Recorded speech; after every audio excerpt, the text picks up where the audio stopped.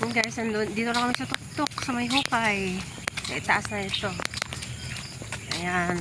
Ganda-ganda. Ayan, kasama ko. Tapos sa unahan mayroong guardhouse.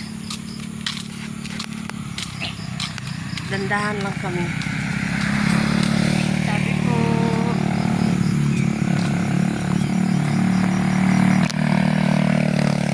ano lang kami napunta dito once a week. Tapos kabilang area naman kami. Sa isang subdivision. Sa amin naman, pwede mag-walking doon, pero masyado kasing crowded na. Wala ng view. So, maganda dito at malawak. Ayan. Yan guys. Ulit-ulit kong sinasabi kasi ulit-ulit ko rin napapanood sa mga tutorial. Basta upload lang tayo ng original content. Huwag tayong kumuha ng video dun sa other content creator. Mag-upload tayo at least 3 times or more a day. Umaga, tanghali, hapon.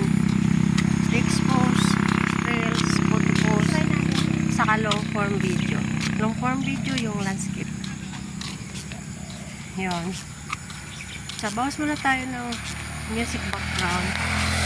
Siguro pag sinasabi ko lang yan sa mga baguhan katulad ko. Siguro kung monetize na tayo at alam na natin ang gagamiting music para sa ating reels kung saan tayo kuha, yung hindi tayo copyright at magka-violation sa album.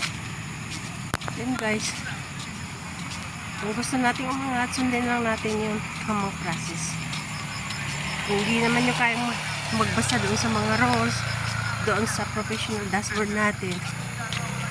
Manood na lang tayo ng mga tutorial. Guys, thank you everyone. Have a blessed day.